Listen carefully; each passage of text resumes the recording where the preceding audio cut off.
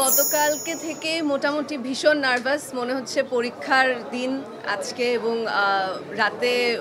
অনেক বেশি নার্ভাস ছিলাম এবং আজকে আমি শাকিল ভাইকে রাফি ভাইকেও টেক্সট করেছি যে খুব নার্ভাস লাগছে আজকে এই 4:20 যে শোটা আছে এখানে ফার্স্ট শো যতদূর আমি জানি এটা দেখব কিন্তু অডিয়েন্স রিয়াকশন দেখার পরে বা অডিয়েন্স যেভাবে করে আসলে আমাদের কাজটিকে ভালোবাসা দিচ্ছিল এটা দেখার পরে আসলে নার্ভাসনেস চলে গেছে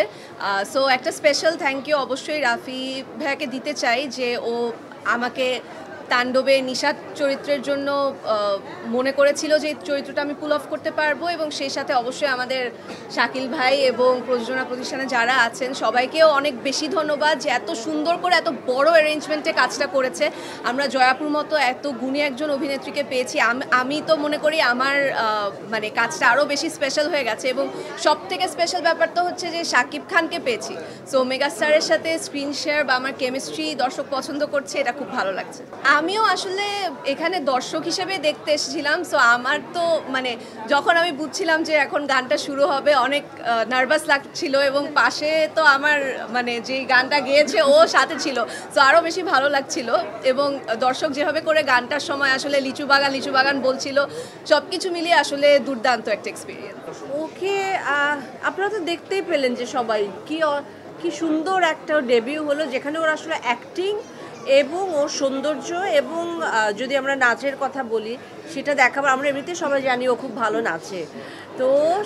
সেই তিনটার একটা কম্বিনেশন দেখাবার একটা জায়গা যদি একজন আর্টিস্ট পায় প্রপার একটা জায়গা পায় প্ল্যাটফর্ম পায় তার চেয়ে তো ভালো আর কিছু হতে পারে না এবং ও সেটা প্রুফ করে দেখিয়ে দিয়েছে ও কত ভালো গানটার কথা তো আগেই বলবো আমি নিজেই সারাক্ষণ গাই গুনগুন করে গানটা বাজতে থাকে কোথাও আমার মানে এটা লুপে আটকে গেছে আমার গানটা তার বাইরে ওর অভিনয় দেখেছেন কত মিষ্টি করেছে কত ভালো অভিনয় বিলিভেবল অভিনয় করেছে। অবশ্যই আমাকে তো জয়াপু যখন কালকেও আমাকে বলছিল আমি রাতবেলা ভাবছিলাম যে আচ্ছা তাহলে কি আজকে একটা মনে হয় খুবই ভালো একটা দিন যাবে আমার সো জয়াপুকে অনেক অনেক থ্যাংক ইউ এত সুন্দরভাবে আমাকে কমপ্লিমেন্ট করেছে এবং ডেফিনেটলি একজন অ্যাক্ট্রেস হিসেবে এটা আমাকে মোটিভেট করবে সামনে আরও ভালো ভালো কাজ করার জন্য এবং সেই দিন প্রেস মিটে আমাদের মেগাস্টার শাকিব খানও বলছিলেন সো সব কিছু মিলিয়ে আমি আসলে খুব পজিটিভ একটা ফিডব্যাক পেয়েছি আমাদের টিমের সবার কাছ থেকে এবং এখন দর্শকদের কাছ থেকে সো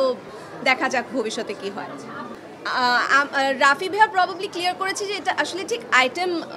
সং না এটা যেহেতু একটা ফোক ফিউশন মিলিয়ে একটা গান তো আমি আসলে যেহেতু একজন আর্টিস্ট আমার কাজ হচ্ছে অভিনয় করা পারফর্ম করা সো যদি আমার গল্প পছন্দ হয় গান পছন্দ হয় কেন না আমি মানে কেমন লাগছিল আই থিঙ্ক এটা মানে শব্দে বুঝিয়ে বলতে পারবো না আমি বারবার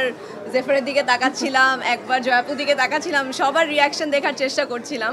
সো আমি আসলে মানে